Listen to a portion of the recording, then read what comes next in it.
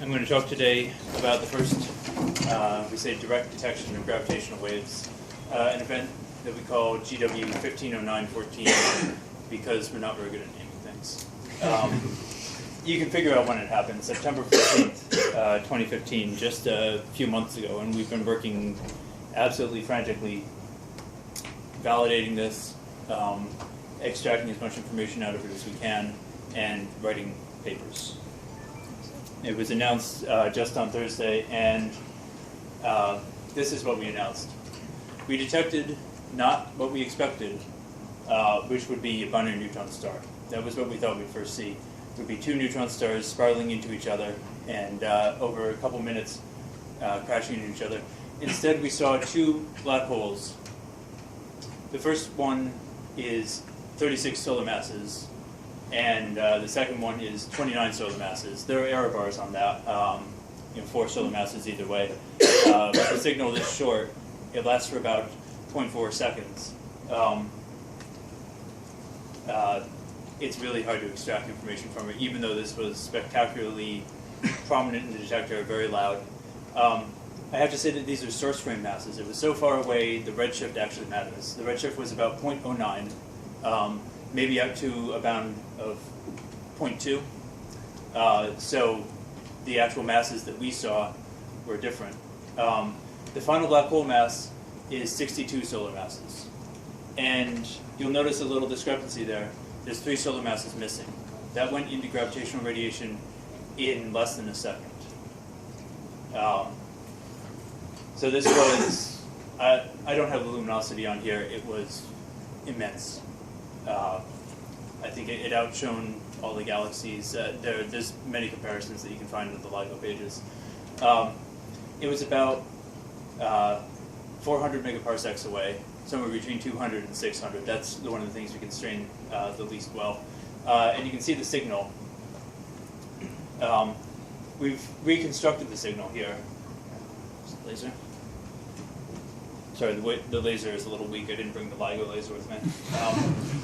So you can see the gray there is what we reconstructed, and the red is what we simulate on a computer. Numerical relativity. Question? What the unit of the x-axis for the upper plot? The units here are time. The upper plot. Oh, this one? Yeah. The size. The Schwarzschild radii are going to be about 100 kilometers. That's the size of the black holes, and the final orbit is it shrinks from. It depends on when you look at it. The last stage of the in-spiral, I think of it always in terms of frequency. It's going 6,000 RPM, like a car's engine at the red line. That's 100 hertz. That's how fast they're going around each other. So we're talking about thousands of kilometers away. They come together and touch in that fraction of a second. Do you get the time also for Yeah. Oh. Yeah. That was the question. Oh yeah, the separation in Schwarzschild radii. So yeah, it's the same scale. Yeah. Right. So I guess. Okay. Yeah. Okay. So let me say a little bit about what a gravitational wave is first. Waves are nature's way of communicating that something has changed. So let's talk about the electromagnetic field, which we know a little better. If you take a charge, it has field lines. If you move the charge, somehow the rest of the universe has to learn that the charge is moved. The field lines have to point somewhere different, but the communication is not instantaneous. A wave goes out at the speed of light, changing the field lines. And that's basically what the wave is. So for gravity, the gravitational field points in towards a mass, and when the masses move, you get the gravitational field changing. So it makes a wave in space-time. And it's just the way that nature communicates that a mass has moved somewhere. And it propagates at the speed of light again. It's produced by a changing quadrupole moment. So it's not like a dipole. There's no negative masses. So what you need kind of an orbit. Works pretty well. So if you take one object and another object and they go around each other, that makes a change in quadrupole moment, and it makes gravitational waves. And the way it looks is it's like a propagating stretch and squash in space-time. So you have a bunch of free-floating test masses on a ring, say, in a circle, and the wave propagates through them. As they go through, first it'll squeeze in one direction, stretch in the other, and then as half the wave is passed, it's going to go the other way. And the things that we see are going, the kind of waves that we're looking for are going to be in the 1 to 100 solar mass regime, with about 10 to 1,000 hertz frequencies. So you can try to wrap your mind around that. That's how fast these things are rotating at the very end. And we're looking at the end of an orbit. So these two things are coming in spirally together. Gravitational waves are what drive the orbit to shrink. And towards the very end, they're rushing towards each other at about half the speed of light. And then they collide, and then the final collision is making this wave that propagates out. Who was the author of that picture? Oh, yes, the author of that picture is my son. There's going to be a couple pictures in the talk from him.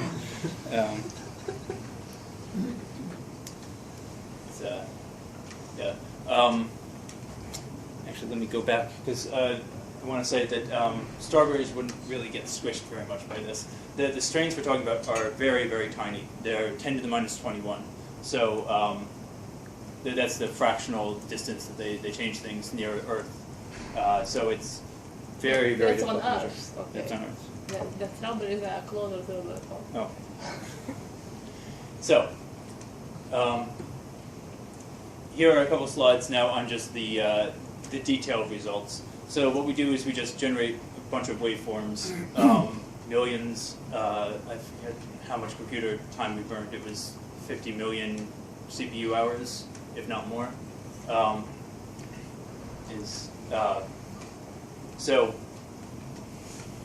what you do is you just put the template into the data and then see if it matches and look for whatever matches the best, and then just keep walking up the probability and throw in the priors as well.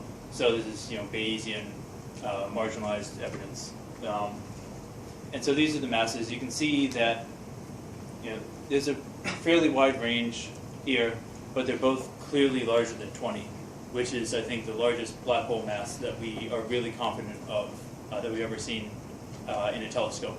That's not a supermassive black hole. We see things at the millions and billions range, but nothing above about 20 in an X-ray binary. We don't constrain particularly well the distance because how the orbit is oriented kind of folds into that. So we can't do a perfect job of that. When we have more detectors, we're going to do better with that. Right now we've only got the two that are active right now. And then here's the other thing that you can measure that's really important is the spin of the black holes. So if you think of a star, it spins. When it collapses to a neutron star, it also spins, and so we get pulsars. And a black hole also spins. The spin affects the orbit. The spin actually couples to the orbit. It's just spin-orbit coupling, like what you get in MRI or anything like that, just much bigger, coupling through space-time. And so we can extract from just the details of how the orbit shrunk what the spins are. And here, we really don't see much evidence of spin. It's not completely clear. It's hard to constrain because the spin can either be aligned along the angular momentum, so that it's pointed, they're oriented with the orbit, like you see for the Earth and the Sun. Mostly, the Earth is tilted a little bit. But if it's misaligned, then we don't constrain that so well. Once again, it's too massive, it's too fast of a signal. We'll actually maybe do better when we have lower mass objects. And then you can just see the kind of the spin in 2 dimensions, and it's not super well constrained, but there's not evidence for a whole lot of it.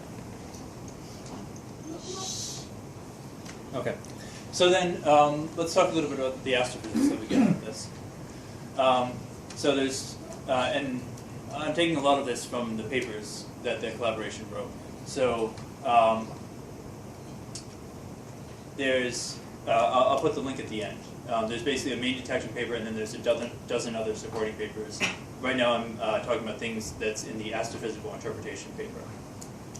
So there are about 22 X-ray binaries known, 19 in our galaxy. We can see from the details of the modeling that there are about 5 to 10 solar masses. There's some that are 10 to 20. There were a few that were thought to be higher. But I think those results are now in question.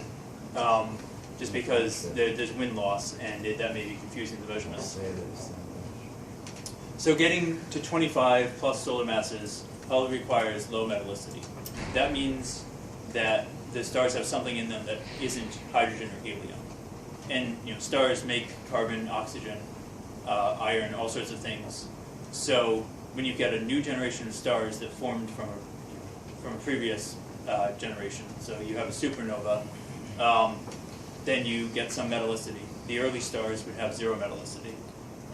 That's one possibility for the progenitor of this. It could be a population 3 star, something that formed right before any supernovas had happened. I think very low metallicity is a little bit ruled out, but things that are half solar are possible. And the reason for that. So the reason why we want low metallicity is because you get a wind from a star that's close to the end of its evolution. So the solar pressure will start pushing mass off the star. And the more metallicity you have, the more opacity you have, and the more it can just push. And radiative transport gets more efficient. There's a lot of modeling that goes into it. But so that's why the metallicity wants to be low for these sort of things. And we don't have great constraints on things that are low metallicity just because our galaxy doesn't have so many of them. And of course I forgot to fix this. That's cubic gigaparsec there. So from one event, one can do a counting experiment with pretty big error bars because we just have one event. But we have 2 to 53 events expected per cubic gigaparsec per year. And that means just any kind of binary black hole. And of course we haven't really measured the masses of these things here. The search doesn't just find this one event. It finds a bunch of other things that are all triggers. They're not, I wouldn't call any of them detections, and most of them aren't even likely. The second most likely event is about 2% likely to be a false alarm. So that's not what we call a high confidence detection. But when you put them in, maybe one or more is an actual signal that's just so buried in the noise that we didn't see it as a confident detection. Because the noise of these detectors is what limits us, and it's exponential. So the deeper you try to go, the faster the noise grows very quickly. But that still increases the rates to possibly 400 per cubic gigaparsec per year of these. So that gives us a sense of if we run longer, if we get more range in the detector as we keep upgrading it, how much we can expect. How many of these we can expect. So some possible origins of these, we really can't tell. They could be in dense clusters, globular clusters, maybe open young clusters. In a globular cluster, what you have is just stars wandering around, they can form black holes. Usually, when they come together, they get ejected from the cluster before they merge. So probably merge outside of where it formed. Or they could just be field binaries. They could just be a binary star system that formed. That's very common. And the stars form together, they evolve together. When one goes supernova, it stays bound to the other one, and it accretes off the other one. And so, they get pulled together by the accretion. And then they merge to gravitational waves. You have to get them close together at some point. Once you get them close enough, the gravitational waves can do the rest and bring them in, but they have to get fairly close to each other. We can't tell the difference right now between these origin scenarios. There's a lot that we don't know. So what we can do is we can tell by the spin orientations. If we get enough of these and the spin is high enough or not high enough, we can start to get a sense of where these came from. Globular clusters are random. The spins, when they come together, they didn't form together, so their spins are not oriented together. So they're just going to be sticking out in any direction. And we see that in the signal. We get precession. The signal, instead of just being a chirp, which goes, it will go, whoop. So when they're longer, when you've got lower mass things, lower mass systems are always longer signals, you will be able to sort of hear the difference between that and tell what's going on. We're also not sure if the black hole was born recently or if it took a long time to emerge.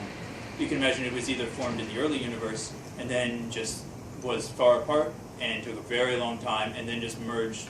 It had to be about 1.3 billion years ago, just going by how long it takes to propagate, which is very recent in cosmological terms. Or it might have just formed recently, 2 billion years ago, and then spent a little bit of time merging, or even quicker than that. Just going by binary neutron stars, I'm trying to remember, Hulse-Taylor, I think, is 300 million years to merger, and the other one, the double pulsar, is, I think, 30 million, although it's been a long time since I looked those up. So, I mean, those are the timescales we accept for binary neutron stars. For black holes, it can be also all over the place. Okay, so what we can do now is we can test the theory of general relativity. Because I'm in Zurich, it's the home of Einstein. So he's always right so far. This is the first test of general relativity in the very strong field regime. And I mean, this is how strong field it is. These things are as compact as anything in the universe can be. They are going half the speed of light with respect to each other. If you try to solve the equations pen and paper, you can't do it. The series just breaks down by the time they get to merger. Early on you can, by long perturbative series. So you really need numerical relativity. It's completely nonlinear. The simulations will just crash because they can't handle the gauge conditions. So I mean, even just getting predictions out is difficult because it's so nonlinear. So that means you're testing this theory incredibly strongly. So you can look at the early inspiral and look at the merger, and when the black holes actually come together and they merge into a single black hole and then they ring down, those are consistent with each other. That's not such a great test yet. We probably need something a little longer, and we need to basically do more numerical simulations and get even more information about what the signal can look like. The graviton mass is constrained to be less than 10 to the minus 22 electron volts. I think that's... What feature of the signal would change if you would increase that value? That's not one of the ones that I worked on, so I... Well, if you make the statement on the basis of some parameter measurement. Yeah. Based on the time delay between the two detectors? Trying to think. I don't know. It would be something about the detailed. So you have a time frequency evolution of the signal, and the details of that are going to change. I think you might get excess dispersion basically because you've got different frequencies. You're basically chirping up from 30 to 250 hertz, and so those would disperse a little bit. There were already good limits before that, not far away. Mm-hmm. I think from binary pulsars and such things. Okay. Yeah. So maybe this is not. As I say in the paper, they quoted the results before that, and they are not very different. Okay. Yeah, like I said, unfortunately. It's not an outstanding limit. It's a limit, but it's not a very strong limit. Yeah. I mean, there's been so many papers. It's hard for me to remember all the details of them. The match of the waveform to the signal is 96% or better. It may have actually improved since I first looked at it. There's a ring down on the signal, so sorry. The signal after the two black holes have merged and formed a final black hole. That's a very distorted black hole. It looks like a peanut. And it has to form just a single spinning black hole. So it rings down and gets rid of that excess distortion. And the ring down happens about 250 hertz. and has a damping time of 4 milliseconds, as we estimate from the data. But that's just a few cycles, and it's it's an exponential damping. So it's a very small signal at the end of something that's quite loud. That makes it difficult to say that we actually see the pure exponential. So what we see is perfectly consistent with a ring down, but it's hard to say that we've actually tested the Tucholsky equation. It's to say that there should just be a pure ring down. Maybe as we do kind of more dynamical things, we'll be able to extract a little more from that. But right now it's consistent, but I personally don't think it's a perfect test. Okay. So now I'm actually going to go back through this for a little bit of history, and I think I need to go a little faster. So, I mean, just to start off the history, here is one of Einstein's notebooks for notes for lectures on relativity, probably Zurich, as he was, I think, moving back from Prague to Zurich. And that was about 1912 that he moved back. In 1915, 1916 are where the first theories, the first publication of the idea of gravitational waves was published. So here's the LIGO timeline. In the 1970s, there were feasibility studies and early work on the gravitational wave detectors with laser interferometers, which allows you to scale it up. There were already gravitational wave detectors that were bars, but you really need to scale up and get this kind of sensitivity, and that takes a laser interferometer. 1979, this was funded. They started building. Just going quickly through this, there were a number of coincident operations, and then 2005 was when the design sensitivity of initial LIGO was achieved. So that was this whole path from the 1970s to 2005, when they were building the detectors and getting them to work at their initial sensitivity, which we didn't expect to see anything, and didn't. And then they started a 2-year data run, and then it was about to 2010 when they ran looking for gravitational waves with these. So I guess I should have mentioned this earlier. How does it actually work? So remember, we have a squeezing and stretching of space-time. And so you put out two basically arms with test masses in them.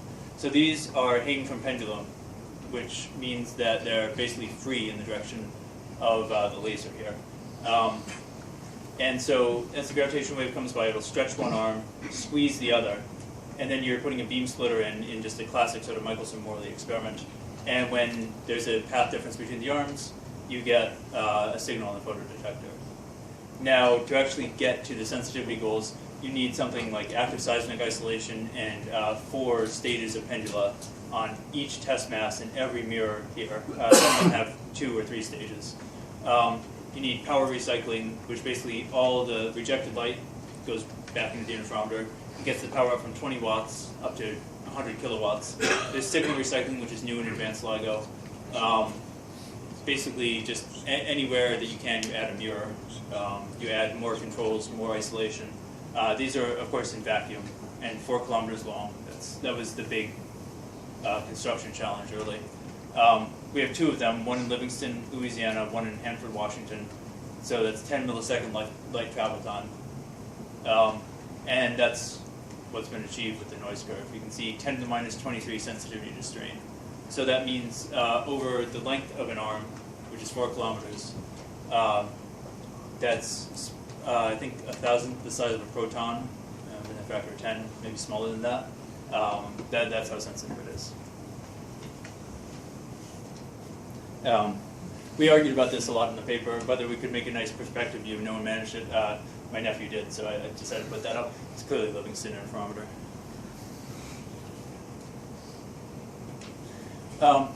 So the last 5 years, what have we been doing? So the initial LIGO run ended in 2010, and we were doing these upgrades to get more isolation, seismic isolation, more laser power, signal recycling, all these different things. So in 2015, in May, the acceptance of the interferometers happened. We had the interferometers basically built. And then the trick is to get them tuned up from here, where they were before, to this kind of sensitivity that we achieve. And we do that by looking at all sorts of different noises. There's residual noise from the gas. There's the tuning of all the auxiliary degrees of freedom. The short lengths of all the mirrors. So that's a lot of work. I actually forgot to say that at the beginning of the talk, that what I'm reporting on is the work of about 1,000 people at any given time. There's 1,000 people. There's, I'm sure, more that have gone through, maybe 2,000, 3,000, to build this thing.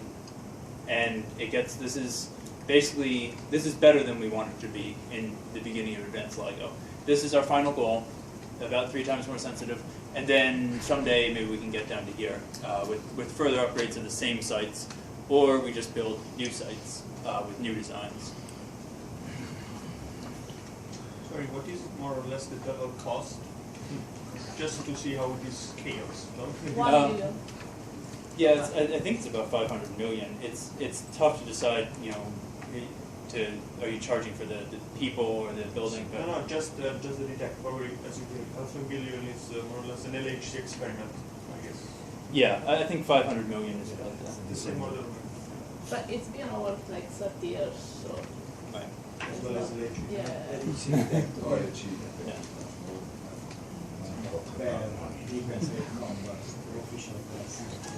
Sorry. Yeah. Oh, that's okay. Yeah, it's amazing. I mean, that's one thing I want to say. It's just amazing that this has happened over this period of time. And the noises and the things that we deal with, and basically the design is just like was envisioned in the 1970s.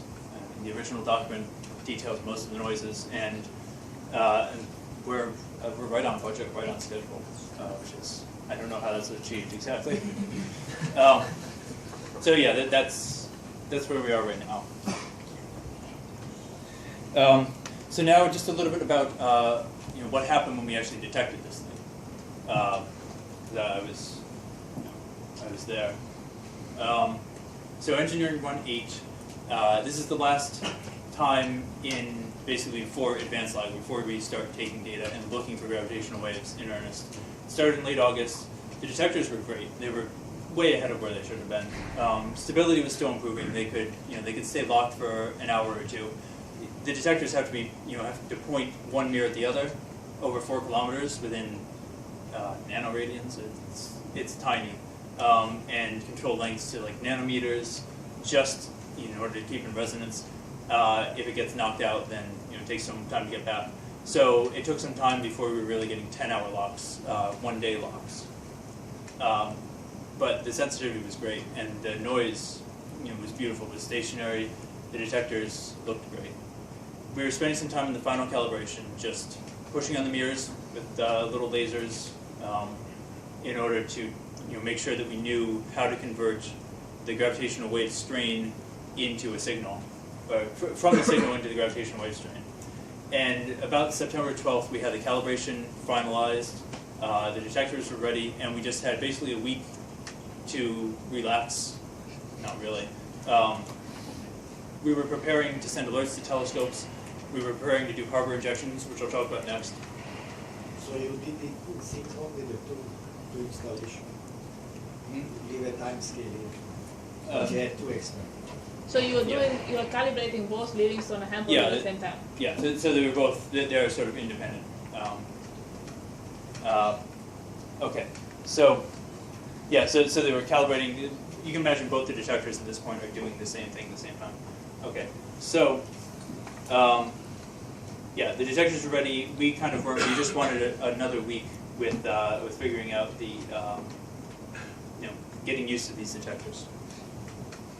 So then, September 14th, it was about lunchtime. I remember that. So Marco Drago, who's a postdoc at AEI Hannover, who works on the online burst search, walked in my office and said, "There's an event. Is it a harbor injection?" This was, it was lunchtime in Hanover. That means it's 6 a.m. even on the east coast of the U.S. No one else was awake. So what does he mean by a harbor injection? So one of the things we do is we push on the mirrors to test that we actually understand the response. We've got little auxiliary lasers. They can push on the mirrors very precisely.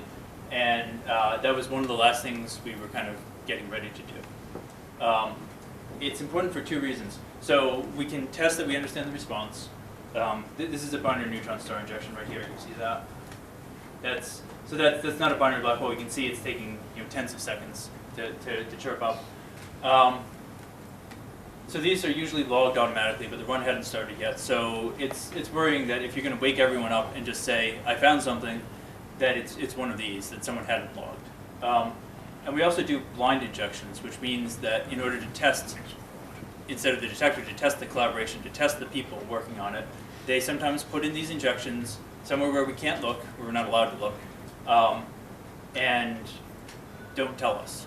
And we go through thinking we've seen a binary neutron star signal, or a neutron star black hole, or whatever that they put in, and we have to do all the analysis and confidently say we understand the detector and it wasn't anything in the detector other than a blind injection, and then they reveal it. That's what had happened in 2010. The last science run, they had one of those. We call it the big dog. There's books about it. And we detected it, and we wrote the paper, and then they told us, no, it was a fake. So you injected on both sides? At both sites simultaneously, yeah. So obviously, whenever we see something now, we're a little gun-shy about it. Is it a blind injection? But there was something funny going on, because just 3 days before, has anyone noticed anything weird about this? I mean, there's this thing here. Just 3 days before, Peter Fritschel, who's like the lead detector engineer at MIT, had put out a document explaining something that I had done some calculations on. Because the mirrors are heavier now, and because we push with very low noise electronics, it's easy to run out of range. You get to the point where at high frequency you just can't push on the mirrors anymore. So when you try to fake something by moving the mirrors, now a gravitational wave doesn't do this. A gravitational wave moves the mirrors by itself, so that's not a problem. But if you try to push on the mirrors to fake something, you hit a limit in the digital system and bang, you just get this pop there. So obviously if it was going to be a blind injection, we would see it. And it's not even a good test because you just mess up your data. I had posted that on Friday or Saturday, I forget when. My advisor, Duncan Brown from Syracuse, had called me and said, well, okay, what do we do about this? What you do is you do a binary black hole injection. So I had known that I hadn't said it, but I muttered under my breath in the electronic log that if you were going to do an injection, including a blind injection, it would be a binary black hole. So I was very confused. We did a bunch of frantic checking because now, it's, we have this time. This is the way we saw the signal first. These are the first, well, we first start from the burst search. These are the way I like to look at it. So we just looked at everything we could think of. We got a couple other people at the Institute wandered into my office. Well, I banged down the wall and Colin Capano came in and Bobby Christian, who's kind of our boss there. We looked at the harbor injections in the usual places that they do them. Nothing there. It could still be a blind injection. The data looks very clean, the instrument was stable, all the sort of things that you check to say this is worth actually waking people up for. And it's not just a false alarm. Nothing in the auxiliary channels. So we called the control room. The operator at Livingston was William Parker. He confirmed middle of the night, no one else there. Okay, so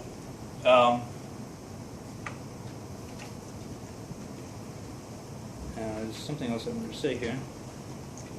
Where it is? Yeah. So we decided it looks good. We decided Marco would alert the collaboration, and we didn't have anyone's phone number because we do everything over email and TeamSpeak and all that. So we sent an email to everybody.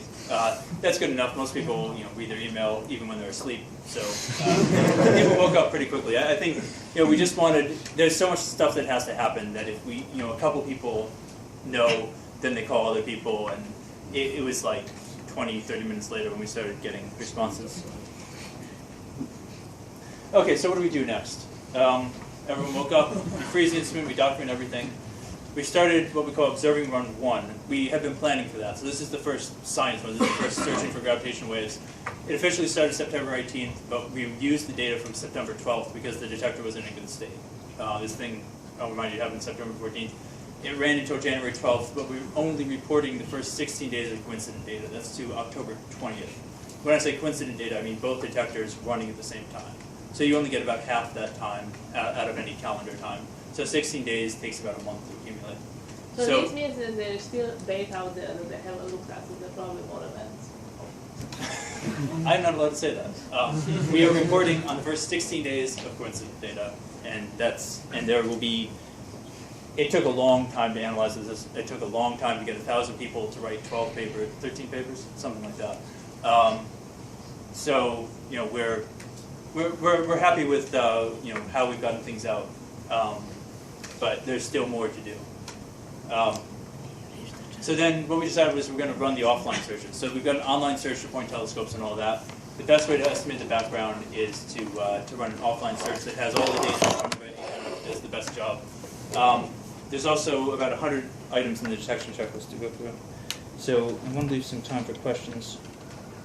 So just quickly go through the various results. So the burst search is an unmodeled search. It doesn't know what it's looking for. All it's looking for is excess power that looks the same in both detectors. It searches one detector and checks if it's the same as the other. So anything, a supernova, you know, even something we haven't thought of yet, would show up in this search. And that's got more background just because you know, anything in the detector that looks kind of the same as the other detector will show up. But you can see it does a great job of reconstructing the event. This is the raw data. If you just took the data, because this thing is so loud, it's twice as loud as what you maybe expect. We you know, half as loud, and we'd still be able to detect it. But this is just an extraordinary event. You see very clearly the last couple cycles, and when you put the two detectors together with each other, you get you know the nice wiggles there too. So it fits what we expect perfectly. And then yeah, so then this is where it sits in the background. And it's about 4.6 sigma. Okay, I'm not sure I have time for this. So the other way to search the data is to do a modeled search, where you know that you're looking for a compact binary coalescence, because that means two things coming together in their orbit and crashing. You do that by actually building templates. However, you can model the signal, and then you form an inner product weighted by the noise and look for that. To do that, you need a catalog of what you're looking for. So that's a template bank. You can think of it as a net. So you need that the catalog, the things in your catalog, are close enough to each other that that nothing can slip through, but not so close that you're wasting a huge amount of computer time. So you have to basically use that inner product on this high-dimensional space to lay out a grid of things that you're searching for. And I'm proud that in 01 we actually have a search that can handle spinning binaries and not just non-spinning binaries, because the geometry wasn't understood before. This is the thing. It's a search that you designed, right? So yeah, so this is the geometric trick that basically I invented, where you treat the thing as each little term in the phasing as if it's some kind of separate separate entity, and basically a different dimension. And it forms a high-dimensional space, but one that's flat. And then basically the masses and the spins, which I'll show you here,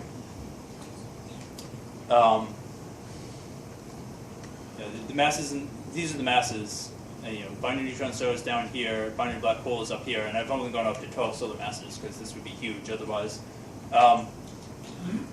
That's the way we see it if we lay it out in masses. The detector sees it differently. Binary neutron stars, it's easy to tell them apart. So that tiny little thing there gets laid out into most of our templates. And then the binary black holes, because they're so short, you don't get much information from them, so your templates can be far apart. You have things with very different masses, and they look the same. And that's why we can't tell the masses of spin so precisely. But the template that you used in LIGO did go up to 47. Yes. So the question is, how high did the templates go? And 100 total solar masses was what we searched up to. We didn't use the geometric thing everywhere. We used like a stochastic place, but just random. Okay, and the results of that are basically 5.1 sigma. You get, so 5.1 sigma for this event. Down at 2 sigma, we have one outlier here, which is the October 12th trigger. This would be 13 and 23 solar masses. once again, no evidence of spin. And about a 2% false alarm rate. So not a confident detection. We're not going to say that this is a binary black hole, but it's a binary black hole. It feels right. We don't see anything wrong with it. There's more to come. There's more data. We're going to find more things. We don't need to claim this as a detection. It does influence the rate, so when we're trying to estimate how many of these things we're going to see, that's definitely included. But also that includes the 2% false alarm rate. This thing is a false alarm rate of 1 per, depends on the trials factors, 1 per 300,000 years is I think the number, maybe it's 200,000 years. If anyone cares about the difference, read the paper. But yeah, basically impossible that it could be a false alarm as far as we can tell. So is this going down now when you measure longer and you see nothing? Yes, if you kept doing it, it's going to keep going down. I can't imagine the detector is ever going to make anything that competes with this. It's just, I mean, we know. Never say never. Well, yeah, I don't want to say never. And for the burst search, it does see some things that are louder. But since the detector does change its configuration a little bit over time, the more background time you include, the more you're throwing in things that aren't quite the same experiment, right? When the detector changes configuration, when it gets a little worse or a little better, or you fix a problem, you can say you're measuring the same background, but it makes me uncomfortable. Question. Even if it would be stable, you measure longer and see nothing, your 5.1 sigma is going to come down. Yeah, so the 5 sigma is absolutely a lower limit. Short measuring period. Yeah, so it's a lower limit. It's basically 5 sigma or above. This is how we do the background estimation. Because you can't turn off gravitational waves to measure the background, you just take what we call zero lag. So you do the search, and things have to be within 10 milliseconds on either side of each other in order to be consistent with light travel time. And then there's a time off. Then you just take the data and you make a time offset. In which case, your signals no longer line up, but things can line up in the background. So that's how you estimate it. You basically just take each detector. That's why we have 2 detectors and compare it against itself. Sorry, this accounts for uncorrelated background. Is there any source of possibly correlated background? Good question. Well, okay, so there's the answer. But it can't come from outside the site. The DARM measurements, sorry, I keep calling it DARM, it's the strain measurement, DARM is just a technical term. It's very, very isolated. We have microphones everywhere, we have seismic measurements everywhere on the ground and on the active isolation. We have magnetometers, radio frequency antennas, cosmic ray detector at one of them, even though that's essentially impossible. So whenever we've done a coupling test, those have always seen it stronger than the strain channel does. It takes a lot to influence the strain channel, and we can actually inject a magnetic signal or a lightning strike close by can do it. A lightning strike in the middle of the U.S., which would be the main correlated background I'd worry about, because it's got to get to both sites at the same time within 10 milliseconds. We would see it on the magnetometers first, a couple stronger. So yeah, we think that the correlated background, that's one claim we have to make, is that the correlated background from sources common to the one source causes something in both detectors. We think that just can't happen. And then the rest of the background, not only do you understand everything, try to understand everything that can happen, we do data quality shifts. Every few days, a fresh pair of eyes looks at the detector, and one person for each detector. And then there's investigations of anything that happens. To rule that out. Plus anything would have to happen at each site independently, only a 10 millisecond offset, and would have to be rare enough that we never see it happen again within that 16 days. And that's the way basically we get, with some trials factors, that's how we get 5.1 sigma, or 1 per 300,000 years is just the chance of that happening. Since I want time for questions, I'll just quickly go through some validation stuff. It's not a motorcycle, we know what that looks like. I just thought that was cute. You can see the engine revving there. Bubba Gatterly is one of the just site personnel, and they just told him to drive as fast as he could out of the site. There's a lot of radio frequency interference that makes very funny looking things like that. it's always throwing the auxiliary channels, and we know how to detect for it, so we did. This is all stuff that I work on. You know, I lead the group that checks all this. So, but I didn't leave myself enough time, so there you go. We had other radio frequency troubles, control signal. But I mean, you can see there's another channel. So this is what it looks like in the strain, but there's another channel that can see it. And then we just remove any time where that's going bad. So we don't quite know where, there's a big long cabling system to do that, and we don't know where it's gone wrong, but we can see it when it did. So that doesn't affect us at all. This is also cool because it's scattered light, something swinging the beam. That wasn't it. I mean, you can see the shape. None of these shapes really compare. The only thing there are short glitches that we don't understand the origin of, and you know, they're kind of shaped like the signal, but they're straight up and down. They're very short. When they match anything, they match a higher mass anti-line template. Plus they're never this loud. They cannot be as loud as that. You know, they've got a nice distribution, and it's, you know, not that loud. Plus, they're measured by the background, so we slide the data against each other, and that's, you know, this is basically setting the limit on how well we can see it. So if it were quieter, and you know, it got down to the range where these were, then it would limit it.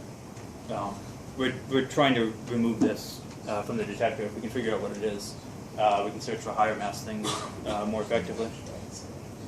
Okay, so it's just the last couple minutes. I want to say something about the future, because that's the most important part.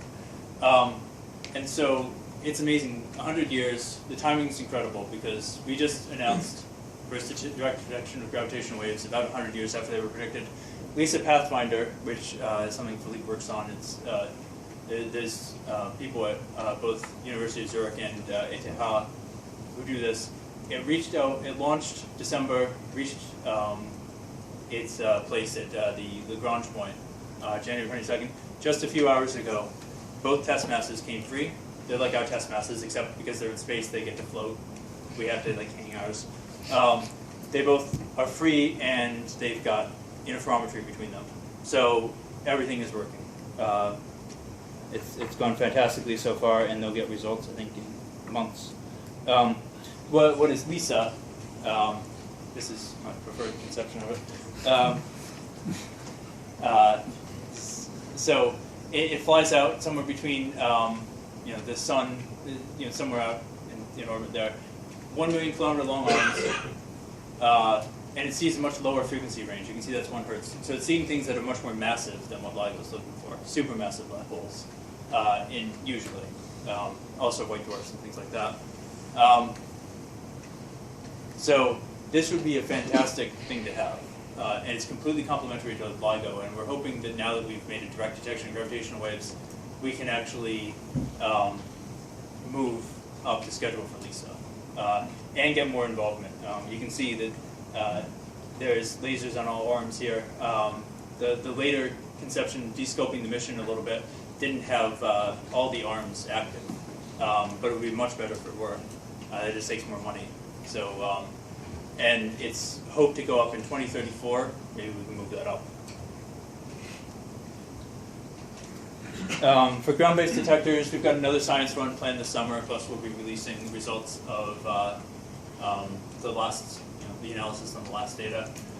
Virgo, which is a French-Italian detector, very similar, is expected to join sometime in that run. Kaga in Japan, which is down in the Kamioka mine, so this is one of these things underground, is making great progress. We might get approval for LIGO India. That would be building a 3rd LIGO in India. The funding hasn't been secure yet. We'll see what happens.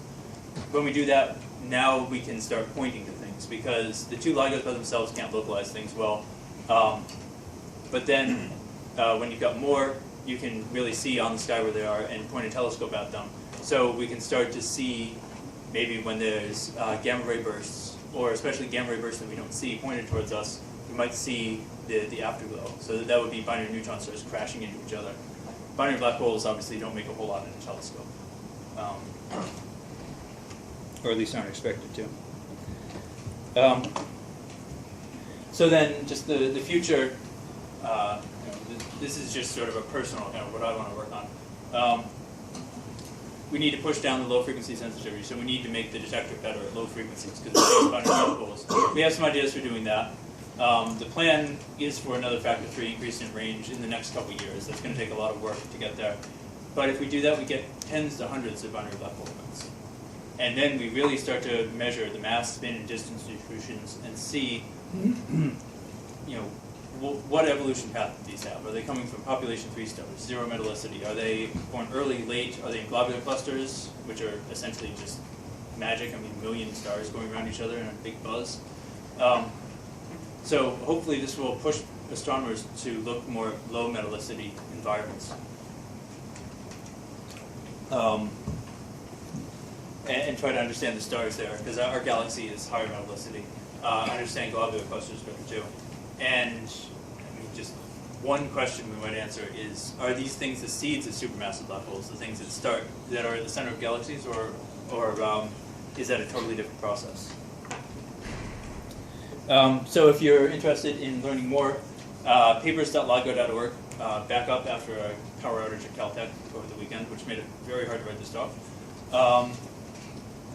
PRL published the main detection paper. We've got a dozen supporting papers. They're all in the archive as well.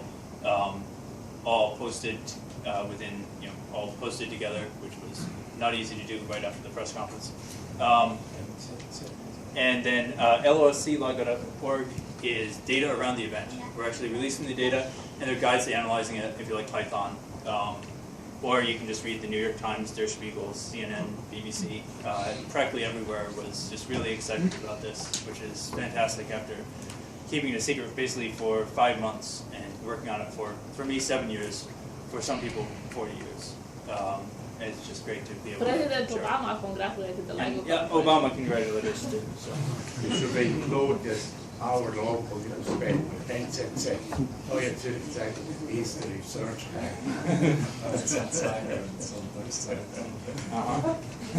Well, I hope to see you there too. Yeah. Okay, and that's all. Thank you.